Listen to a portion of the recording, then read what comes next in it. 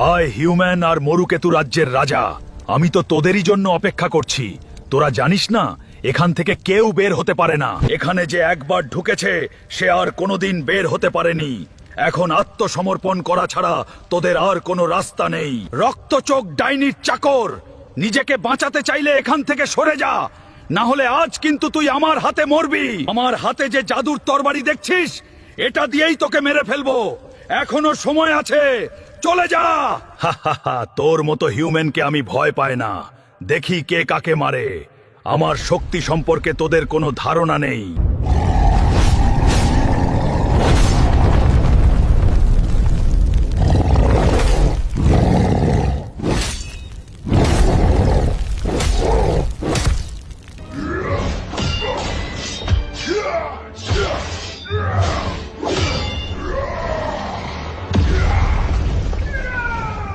চলুন মরুকেতু রাজ্যের রাজা, আমরা এখান থেকে দ্রুত চলে যাই, না হলে আমরা আবার আরো বিপদে পড়তে পারি।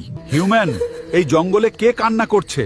দেখো হিউম্যান, কান্নার আওয়াজটা আমার অনেক চেনা লাগছে। তাকে না দেখে আমার যেতে মন চাচ্ছে না হিউম্যান। আমি জানি এখানে বিপদ আছে, তারপরও সামনে গিয়ে দেখতে চাই। মরুকেতু রাজ্যের রাজা, আপনি তো জানেন এই জঙ্গলে কাউকে সাহায্য করা যায় না। আমরা আবার কোনো বিপদে পড়ব। ওসব ছেড়ে সামনে চলেন। না হিউম্যান, আমাকে দেখতেই হবে কে কাঁদছে, কারণ কান্নার আওয়াজটা আমার কেমন জানি চেনা চেনা লাগছে।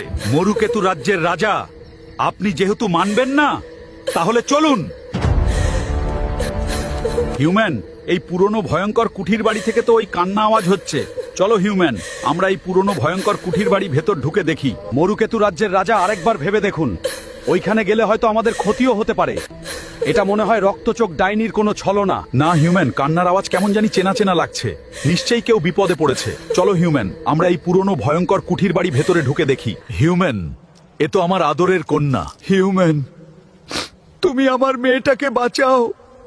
ডাইনিটা আমার মেয়েকে এখানে বন্দি করে রেখেছে। মরুকেতু রাজ্যের রাজা, ওই রক্তচোখ ডাইনি এবারও আমাদের সাথে কোনো ছলনা করছে না তো?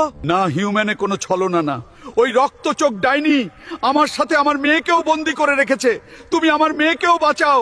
জাদুর তাবিজ, তুমি এই মরুকেতু রাজ্যের রাজকন্যাকে জাদু দিয়ে মুক্ত করো।